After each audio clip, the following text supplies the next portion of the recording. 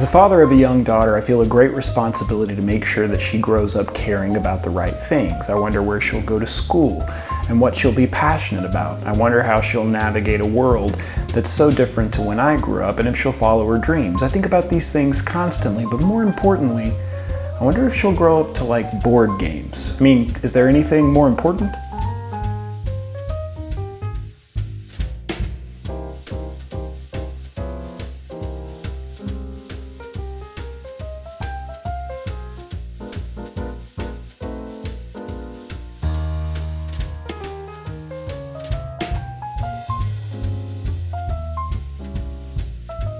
Now obviously I'm joking when I say that liking board games is the most important thing that I hope for my daughter, but as a dad of kiddos that's passionate about board gaming, I do have the desire that my daughters will want to play some of the mini games that I own when they're old enough to understand them. Really, I have the desire that grown-ups would play them with me too, anyone really.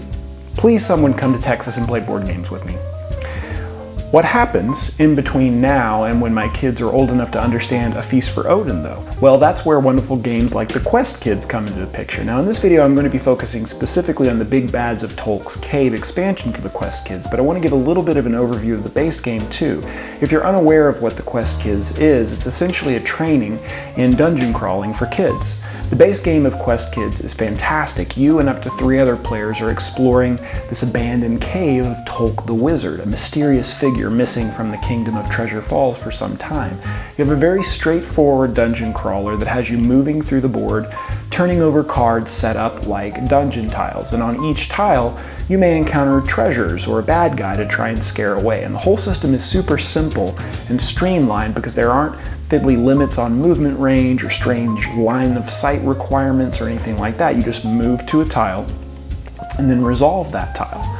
And the combat system in the game is very cute and very straightforward as well.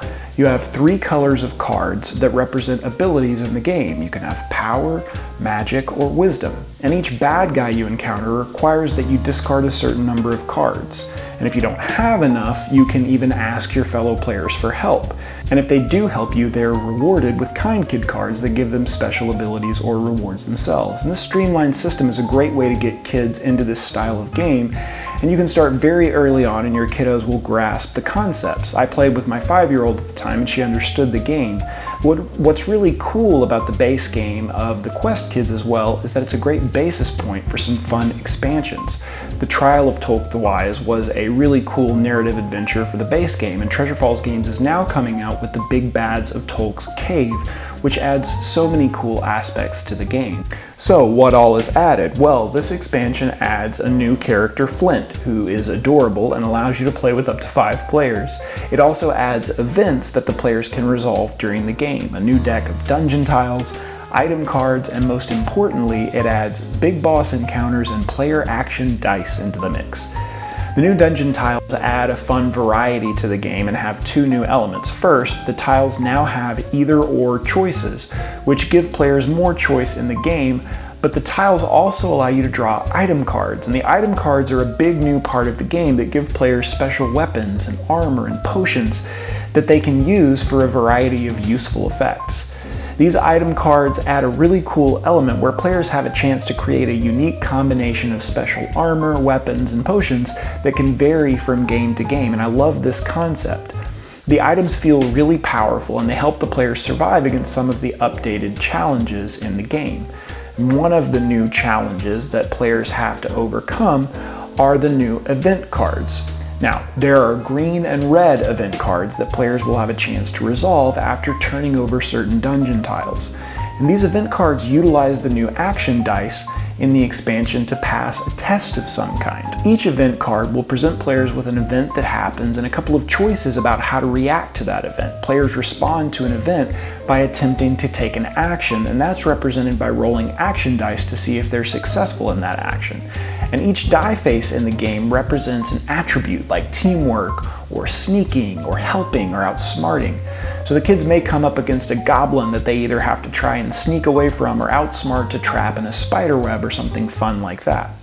And to be successful, you have to roll the correct symbols to pass the test. Now the action dice are really the meat of the new expansion for me personally. They add an element to the Quest Kids that's so pivotal in role-playing games and in dungeon crawlers, rolling dice and calculating odds. Each character is going to have 2 dice with character-specific odds. For instance, Ivy has more sneak sides on her dice because she's better at sneaking. And these odds really come into play in the game as you may be up against a challenge that you're not great at, but you're able to ask your teammates to lend you their dice, just like asking for action cards. So if you're up against a test that requires teamwork and you're really better at sneaking, you can borrow a die from a friend and that character would get a kind kid card. And I love that simple mechanic that encourages teamwork even in a competitive game. The other big element that Big Bads of Tolk's Cave adds to the game is a boss battle at the end of each game. And this new feature of the game is such a neat addition. Now, in the preview copy that I received for the Kickstarter, Dazzlin the Dragon is the only boss that you can fight, but I'm really excited to see the new bosses that are added to the final copy of the game, because each boss encounter uses 2 decks of cards, the boss deck and the Quest Kids deck, and each boss fight consists of 2 phases, one after the other. The Big Bad will attack, and then the Quest Kids will attack. And when the Big Bad attacks, each Quest Kid gets an attack card that they'll try to avoid. Avoiding attacks works in the same way as passing event tests, but thematically it's really neat because the boss may attack with a sleep mist or a similar attack like that, and the characters have a choice of how they would like to avoid that attack. For instance, they might have a friend fan the mist away or cast a spell to avoid breathing in the mist. And after each Quest Kid resolves an attack, it's then the Quest Kid's turn to attack. And when the Quest Kids attack, they turn over an attack card, and there's usually an option for one character to attack by themselves or group up for a powerful attack where players can combine their dice. All in all, this in-game encounter adds such a fun new element to the gameplay if you want to add a fun mini-game to the end of each adventure. And Quest Kids itself sits in a really interesting place for me right now. I have 2 young daughters, and the Quest Kids is a really solid game for me in my current situation. When you're looking for kids games, it's a struggle sometimes just to find something that's really interesting, fun, and unique that actually has some meat to them. Now, there are a few standouts like Outfoxed or Dragon's Breath, but there aren't really many great adventure games for kids. Mice and Mystics or Stuffed Fables, they're really better for kids that are a bit older and can read and understand a more involved narrative. So the Quest Kids for me is a stellar game for kids ages 5 to 8 or so. It's a game that's interesting enough for adults to not overstay its welcome, and one that keeps kids really engaged until the adventure is over. The base system of Quest Kids is a really great starting point for expansions as well, like I said. So if you've played the base game for a while and you're looking for more of a challenge, there's a great narrative scenario-based adventure in the Trials of Tolk the Wise. And if you've played through that and you want more of a challenge, the Big Bads of Tolk's Cave is a wonderful expansion that adds boss fights, a 5-player count, and an adorable dragon that, just heads up, people are going to fight over getting to play with. Treasure Falls Games has created a wonderful world and game system for kids in the Quest Kids, and Big Bads of Tolk's Cave is just the latest installment to keep players engaged. If you're a gamer hoping to interest your young ones in a world of adventure and fun, this expansion is a worthy purchase in my opinion. I hope that this video was helpful for you just in making your decision about whether or not to back this game. I had a great time playing it with my daughter, and I hope that it can create as much fun around the table with your young ones as it did for me. My time gaming with my kids is a special time for me, just to be able to create meaningful memories with them and just to bond over a shared adventure. So thanks so much for watching this, and until next time, I'll see you at the table.